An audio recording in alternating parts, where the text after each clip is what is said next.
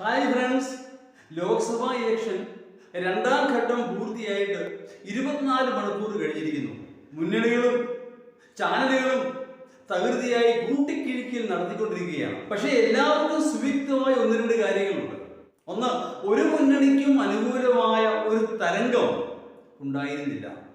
UDF അനുകൂലമായ തരംഗമില്ലായിരുന്നു, government വിരുദ്ധ തരംഗവും ഉണ്ടായിരുന്നില്ല. രണ്ട്, രാഷ്ട്രീയത്തിനപ്പുറം വ്യക്തികൾക്ക് ഒരു പ്രാധാന്യം ലഭിച്ചിരുന്നു. രാഷ്ട്രീയം മാത്രം നോക്കി വോട്ട് ചെയ്യുന്ന ഒരു രീതി ഉണ്ടായിരുന്നില്ല ഇത്തവണ. ഓരോ മണ്ഡലങ്ങളും എടുക്കുക, ആ വ്യക്തികൾക്ക് വളരെയധികം പ്രാധാന്യം നൽകപ്പെട്ടിരുന്നു. അത് തിരുവനന്തപുരമാണെങ്കിലും തൃശ്ശൂരാണെങ്കിലും പാലക്കാടാണെങ്കിലും ഇങ്ങ് കോട്ടയമാണെങ്കിൽ പോലും. കോട്ടയത്തിന്റെ കാര്യം പറഞ്ഞാൽ ആകപ്പാടെ കുഴഞ്ഞു പറഞ്ഞൊരു സിറ്റുവേഷൻ ആയിരുന്നു കോട്ടയത്തുണ്ടായിരുന്നത്.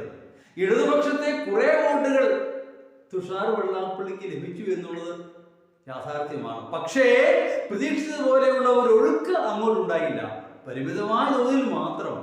അതേസമയം UDF നിന്ന്, പ്രത്യേകിച്ച് കോൺഗ്രസിൽ നിന്ന് കുറെ വോട്ടുകൾ ശ്രീ ചാഴികാടൻ ലഭിക്കുകയുണ്ടായി.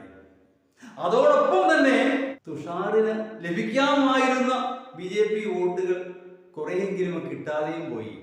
ആ BJP വോട്ടുകൾ എങ്ങോട്ടാണ് പോയത് എന്ന് ഇലക്ഷൻ റിസൾട്ട് വന്നാലേ പറയാനാവുകയുള്ളൂ.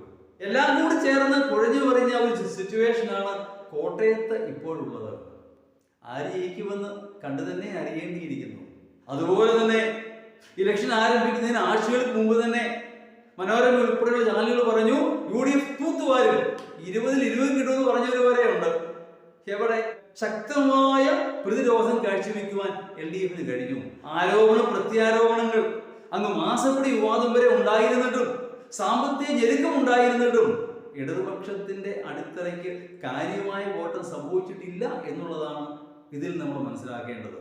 ശരിയാണ്, 8 വർഷമായി ഒരു ഗവൺമെന്റ് ഭരിക്കുമ്പോൾ ഗവൺമെന്റ് വിരുദ്ധ വികാരം ഉണ്ടാകുന്നത് സ്വാഭാവികമാണ്. പക്ഷേ അത്ര ശക്തമായ ഒരു ഗവൺമെന്റ് വിരുദ്ധ വികാരം ഈ ഇലക്ഷനിൽ പ്രകടമായതേ ഇല്ല. ഏതാണെങ്കിലും ഇനി 1 മാസം കൂടി കാത്തിരിക്കേണ്ടിയിരിക്കുന്നു ഇതൊക്കെ വ്യക്തമാകാൻ.